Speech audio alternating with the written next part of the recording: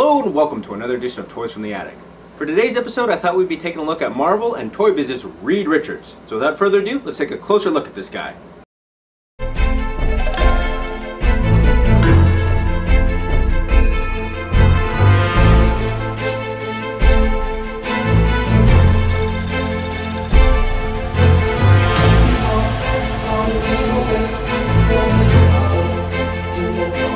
Reed Richards, also known as Mr. Fantastic, is one of the founding members and pseudo-leader of the Fantastic Four.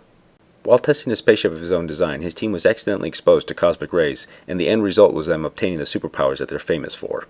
Mr. Fantastic obtained the powers of elasticity, allowing him to shape and stretch his body to just about any shape he sees fit. However, his true power comes from his incredible intelligence. Mr. Fantastic is arguably the smartest man in the Marvel Universe, holding several PhDs. He's made several breakthroughs in the fields of robotics, time travel, interdimensional travel, and molecular biology, just to name a few. Despite all this, he's not afraid to admit when one of his friends or even foes have a greater working knowledge of his specific field. Okay, so here we have Toy Biz's Reed Richards action figure.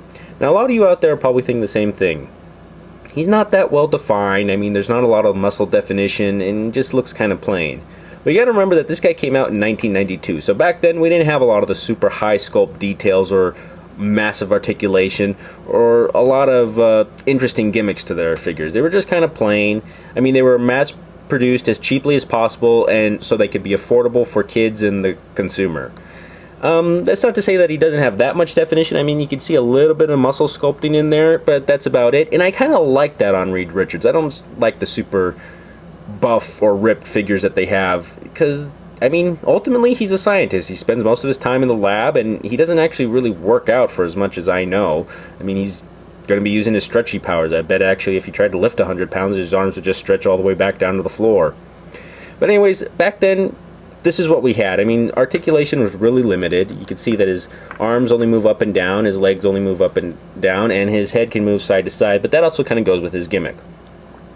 Yeah, a lot of toys back then had weird little gimmicks. Now, later Reed Richards figures, they would have arms that could actually really stretch out, kind of like Stretch Armstrong, or be completely rubber and then just snap back. Or you'd have limbs that you could kind of pop on and off, so you could pop off his arm probably at the elbow, and then pop on a new arm that stretched out into a giant hand or a mallet. But that was to display his stretching for that one. But this guy, the stretching and his gimmick was very simple. All they actually did was have these little modular pieces that you could pop out to make it look like he's actually growing. You can stretch his legs out, and then just to add more, you can stretch his head out. Let me move the camera so you can see. But yeah, that's pretty much about it. You could definitely tell he looks a lot taller, but that's kind of about it. He's really limited on how far he can kind of go out. And also, the fact that it kind of separates here and you can see these little pegs in between here, that really does kind of break the illusion.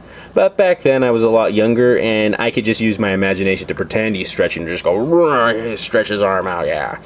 But I don't know how many kids use their imagination still today, but back then, our generation used it all the time.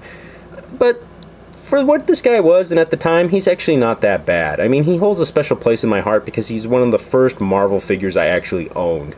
I think Doc Ock might have been the first one, and then he was next. But anyways, this has been a look at Toy Biz's Mr. Fantastic from 1992. Once again, thank you for watching. If you enjoyed what you've seen today, please feel free to like, subscribe, or leave a comment below in the comment section. Any advice for the show will be greatly appreciated. Who knows, something you suggest may appear on the show in the future.